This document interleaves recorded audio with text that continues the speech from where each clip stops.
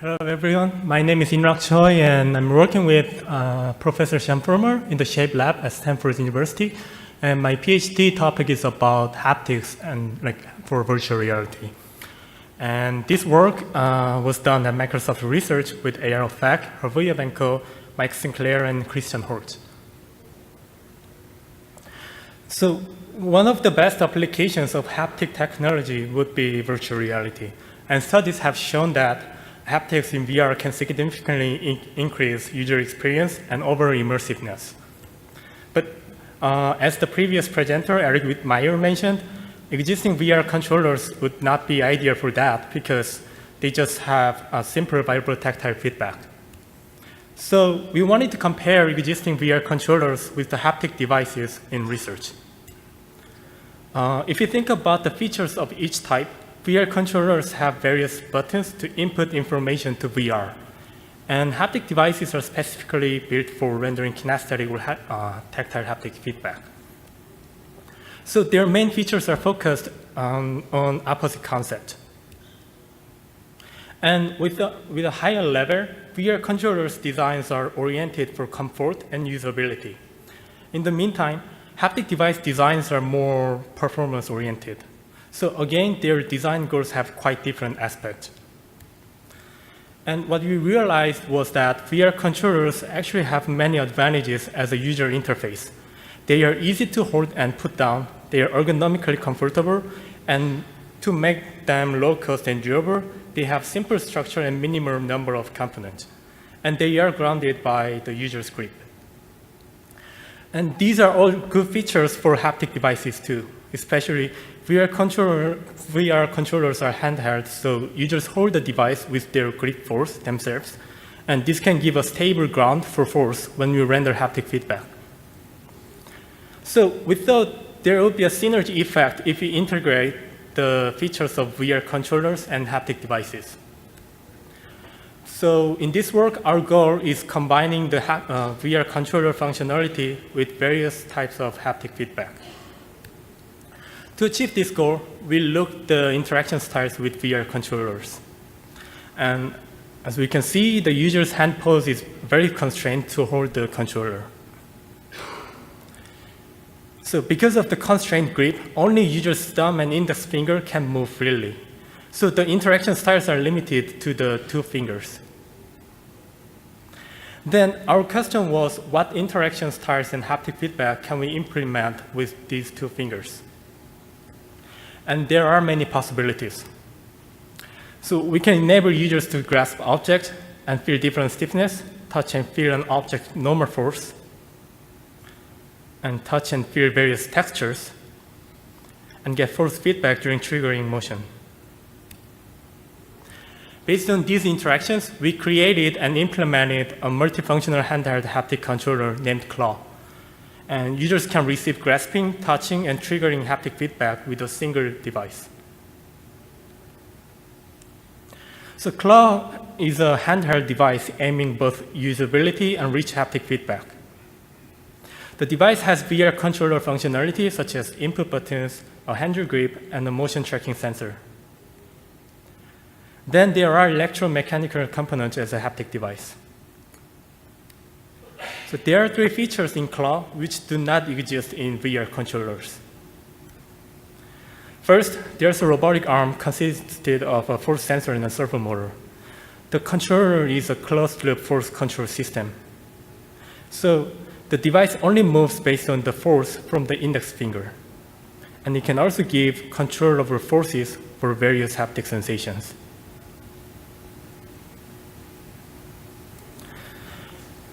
Oh.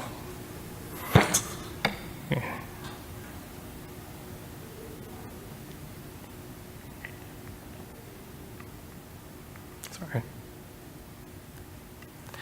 And many haptic devices are impedance type devices that read position to change force. But while impedance type devices are more simple structured and actuators, but the actuators should be highly backdrivable. So they are large and heavy to generate human scale force. And Claw is an admittance type device that reads force to change position. The advantage of this type is that the device can have a compact motor with a high gear ratio. And we think this type has more right specs for a mobile controller form factor. We render different stiffness. The graph shows you can stably render the stiffness of about 6 Newton per millimeter and up to the force of 30 Newtons. The second feature is the voice coil actuator at the index fingertip mount. By generating different patterns of vibration, we can render various textures. The last feature is it can change its haptic mode based on users' natural gestures. This video shows humans' hand gestures when they grab or touch an object. So when people try to grab an object, the thumb is opposed to the index finger. And when people touch, the thumb is not opposed to the index finger. So by reading the user's thumb position, the device can change its haptic mode between grasping and touching.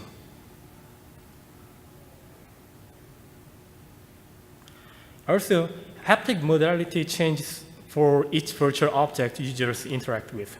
So once users grab a tool, the device goes to a specific mode and render corresponding haptic feedback. There are 4 types of haptic sensations the device can render. First, we implemented the grasping mode. And with the force closed-loop system, we rendered variable stiffness of virtual object.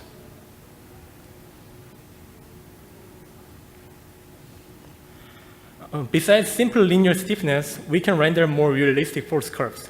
If you think about real object, the pressing force and recovering force are different due to hysteresis. This graph shows different stiffness with hysteresis. The hysteresis were rendered with 2 linear slopes now, but better nonlinear hysteresis curves will give more realistic squeezing forces in the future. We also implemented the touching mode, and users can feel shapes or stiffness. First, we used the penetration compensation technique, which was introduced by Benko in 2016. One problem for touching with ungrounded devices is users do not stop at virtual objects and just pass them because there's no external forces. And to compensate this, we visually show that our hand model is on the virtual surface, even the actual hand position is already penetrated. And also, if you think about touching motion with the index finger in our daily lives, many cases are clicking buttons. And when we push a button, the force curves are non-linear. The resisting force gets bigger as we push more, and suddenly it becomes easy to push. So this graph shows examples of clicking sensations for virtual buttons. With the position tracking data and the voice coil actuator, we can render textures. The vibration is spatially rendered, so there is no vibration unless the user touches and rubs on virtual surfaces. This graph shows the spatial vibration patterns mimicking different roughness of sandpapers. And the last haptic feedback would be force feedback while triggering. So by sensing the user's triggering force, if the force value is above a threshold, the servo motor releases the motion quickly and then recover to the original position.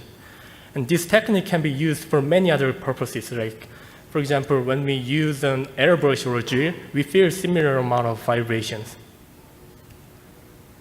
And triggering is a very important interaction style in a handheld controller. And not only giving force feedback, our device can offer more various interactions. So, the current trigger buttons in existing VR controllers are either binary or position-based. Our device senses users' force while triggering, and we think it can give more wide range of continuous values as an input. In this work, we really cared a lot about the comfort of the device. So we iterated designing a number of times, and these figures show some of the versions. We tried to change the locations of components for bigger motion range and comfort. Also, we tried different actuators for better force output. Then we've evaluated our device with users. And from the evaluation, we wanted to know how effectively the device can render various haptic feedback for users. And there were 12 participants, and the device was a right-handed version, and our people were right-handed. To see the effectiveness of each haptic sensation, we created a virtual playground. There were virtual objects that can be grabbed, pushed, rubbed, and triggered. First, the experimenter showed how to interact with each object. Then each participant used our controller and explored them freely for 10 minutes. And they verbally expressed opinions. After the 10 minutes, they filled a questionnaire of 30 questions. This questionnaire was based on the presence questionnaire by Whitmer and Singer, and this table shows task-specific questions among the entire questions. First, we can see that grasping and switching between grasping and touching and triggering interactions received high scores. In the meantime, touching interaction and texture rendering received lower scores. So generally, participants gave positive opinions for the experience, and some participants really liked the grasping interaction and various stiffness rendering. There are some limitations in our work. As the evaluation results showed, touching interaction was not good as grasping or triggering. Basically, creating normal force to the index finger couldn't replace the actual touching force from external sources when we touch a real object. Texture rendering should be also improved. A better actuator and haptic model should be investigated. And as the previous presenter introduced, adding shear force will also give more realism. And the device has a slow force sampling rate currently, and in general, we need to find and build actuators or sensors optimized with our application. So in this work, we put a lot of efforts to make the controller system, but there are many things we want to investigate in the future. First, we would like to see how claw is more comfortable than other haptic devices. But also, we want to try to know how does claw create more immersive experiences and help increase task performance compared to other VR controllers. And we would like to see if with two controllers used to manipulate big virtual objects, what users perceive if they are only provided with grasping force but no external force between both arms. Basically, manipulation with two hands should be more explored. In this talk, we introduced Claw, a multifunctional VR haptic controller, and we integrated multiple haptic sensations such as grasping, touching, and triggering with the functionality of a standard VR controller. The device switches haptic modes by users' natural thumb gestures. Then we qualitatively evaluated the device. And for the last, we really would like to emphasize that Claw is simple. So oftentimes, adding many functions and performance into a device brings complexity of design and difficulty for users to manipulate. Claw just has one servo motor and one voice coil actuator for haptic rendering, and it makes users change multiple haptic modes by just reading their natural thumb gesture. Thanks for my co-authors again. I really enjoyed working with you for this fun project. And I'll take questions. Thank you.